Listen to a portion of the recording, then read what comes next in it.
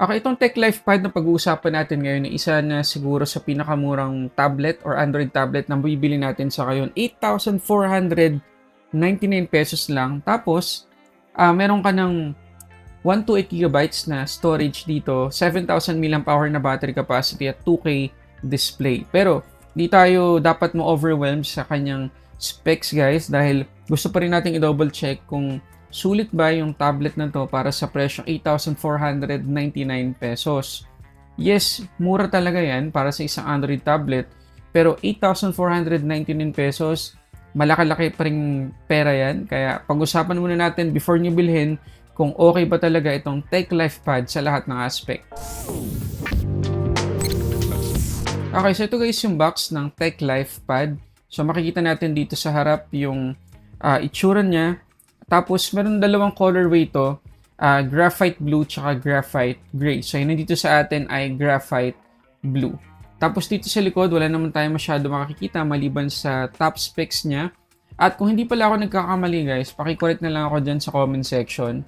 Itong Tech Life ay subsidiary ng Realme, parang Narzo.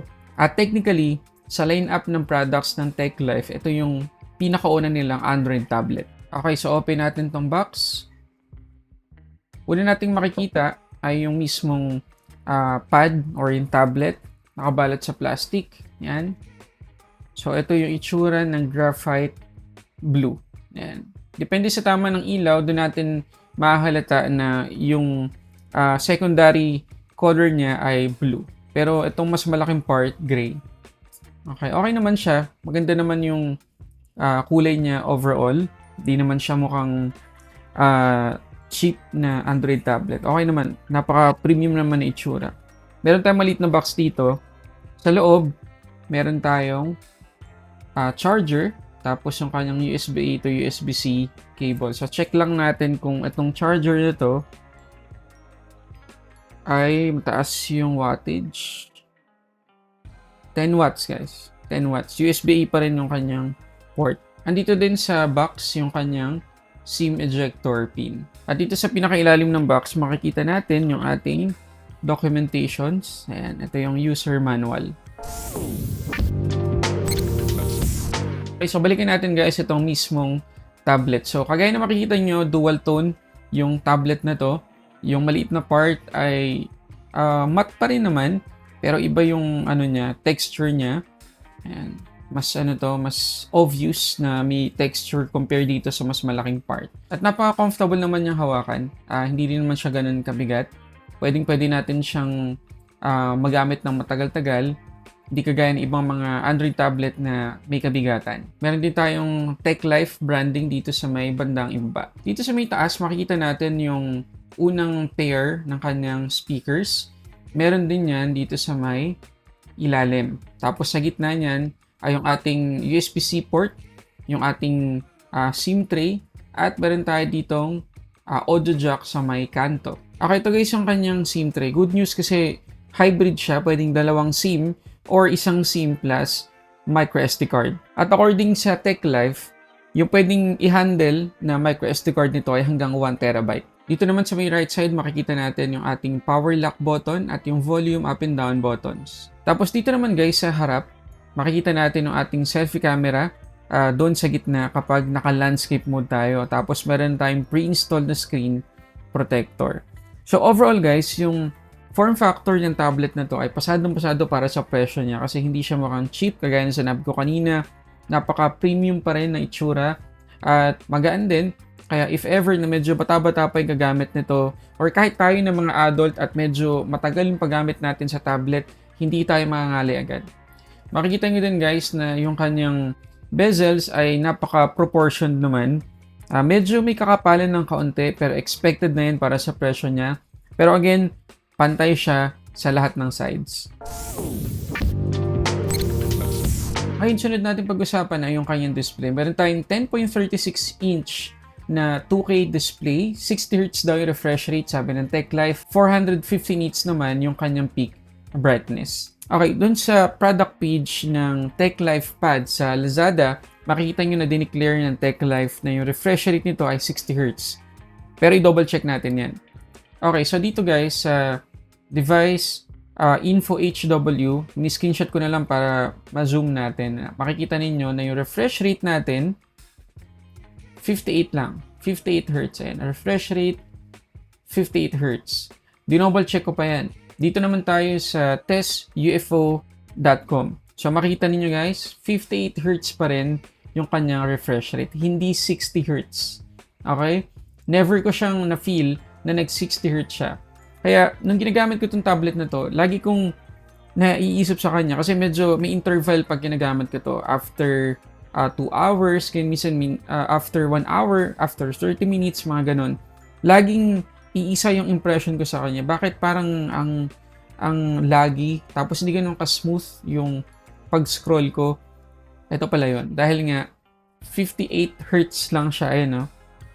Yung kanyang FPS ay hanggang 58 lang talaga. So, yun, medyo nakakalungkot lang na 8,499 pesos pero sana minake sure nila na talagang 60 Hz yung refresh rate. Isa pa guys, medyo nakakalungkot dito sa tablet na to ay yung kanyang Widevine security. So dito sa DRM info, makikita nyo na yung kanyang security level 1. So natuwa ako kasi makapag-play tayo dito ng at least HD na mga video, movies, TV series sa mga streaming services. Pero nung tingnan ko na sa mismong Netflix application, makikita ninyo na yung kanyang Widevine security naging level 3 at yung max playback resolution standard definition na lang, hindi HD. So para dun sa mga nakabili ng Tech Life Pad, ganun din ba sa inyo sa Netflix hanggang standard definition lang din yung pwedeng i-play? Kasi medyo confusing sa part ko.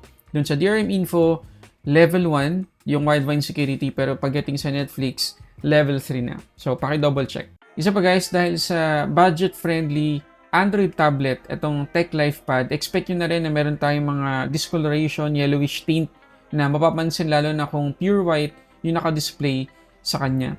Tapos meron din tayong mga minor light leaks sa mga edges.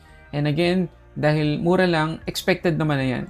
Ang talagang sayang ay hindi naging 60 yung refresh rate nito. Ayun, pagdating naman guys sa performance, itong Tech Life Pad ay naka-Android 14 na out of the box. Unisoc T606 yung kanyang chipset, 4GB LPDDR4X yung kanyang RAM, at 128GB yung kanyang internal storage.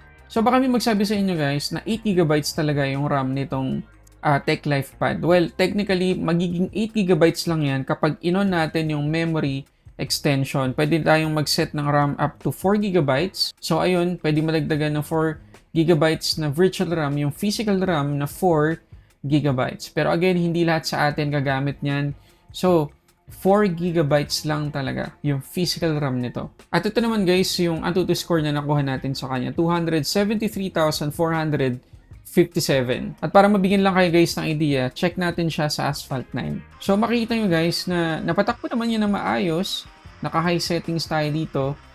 Pero hindi ko talaga ma-feel yung smoothness sa kanya. Hindi ganun ka-smooth yung gameplay. Dahil na rin siguro sa 58 Hz lang yung kanyang refresh rate.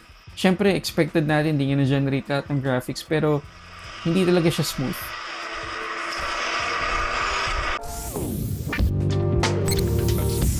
Ngayon, pagdating naman guys sa kanyang battery capacity, 7,000 mAh yung kanyang capacity, 10 watts lang yung kanyang charging speed. Okay, so disclaimer lang guys, wala akong maipakita sa inyong SOT galing sa PCMark kasi nung in-install ko, hindi ko mapatakbo talaga yung PCMark.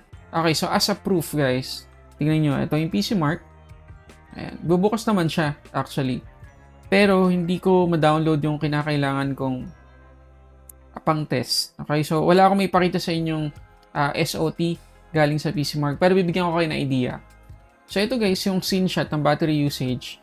Nung ang ginawa ko ay mag-play ng mahabang YouTube video na 1080p. So, nag-run ako from 100%, nag-run ako ng 3 hours, 38 minutes na video sa YouTube. Ang natira sa akin ay 10%. So, technically, mga 4 hours yung kayang ibigay sa ating SOT nito kung media consumption yung gagawin natin. Well, for me, hindi ganun ka-impressive yan. At least, sana, kaya nitong magbigay sa atin ng 8 hours or 10 hours of screen on time. And pagdating naman guys sa charging time ng tablet na to, from 4 to 100%, 3 hours kong na-charge yung tablet na to bago siya mapuno. Okay, so ito naman guys yung ating video recording sa selfie camera nitong TechLife Pad. 5 megapixels yung ating selfie camera, 8 megapixels naman yung main camera dun sa likod.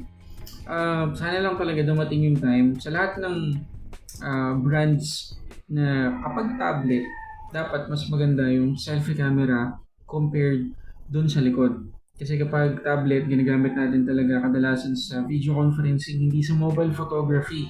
Cellphone ang ginagamit dun. Kaya sana pinagbaligtad nila 8 megapixels dito sa harap, 5 megapixels dun sa likod. Anyway, so pagdating sa quality guys, medyo nakakalungkot na 720p 30 frames per second lang yung pinakasagad na resolution na pwede nating ma-record dito sa selfie camera. 1080p dun sa likod.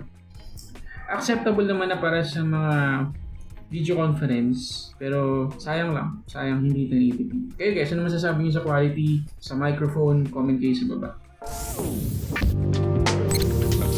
Okay, so yun na lahat guys sa mga gusto kong i-share tungkol dito sa TechLife Pad. Kung kayo tatanungin, sulit ba to para sa presyong 8,499 pesos? Comment kayo dyan sa baba. Kayo pa rin guys yung magde-decide kung okay ba to sa inyo or hindi. Kaya pakilagay yun sa comment section yung comment ninyo sa tablet na to. Ngayon, kung ako naman yung tatanungin guys, yes, may mga good sides itong tablet na to. Kagaya na lang ng design. Yung design niya, maganda para sa presyo niya. Napaka-premium naman. Makikita nyo, dual tone pa. Tapos, yung kanyang quad stereo speakers or 4 na speakers, maganda naman dahil malakas. Pero pagdating sa mismong quality, hindi ako nasatisfy ng husto dahil medyo hindi ganun ka-clear sa akin yung quality kapag naka-max volume tayo compared sa ibang mga tablet na nasubukan ko. Pero again, malakas siya. Tapos, yung kanyang resolution na 2K, goods para sa presyo niya. At yung kanyang Android operating system, at updated naman kasi Android 14. Pero syempre, meron tayong mga nakitang downsides kanina, kagaya ng 58Hz na refresh rate, yung kanyang battery life, medyo hindi ganun katagal yung SOT na may bibigay sa atin. Charging speed, matagal, 10 watts lang, mga ganun. So, kayo guys yung mag-decide kung okay ba to sa inyo para sa presyo niya or magkapas kayo. For me, medyo hindi ako na-satisfy sa tablet na to, pero syempre kayo pa rin talaga magde-decide niyan at the end of the day. Okay, so sana nakatulong tong video na to para sa samot-saring unboxing reviews. This is Sulit Tech Reviews. Keep on moving on.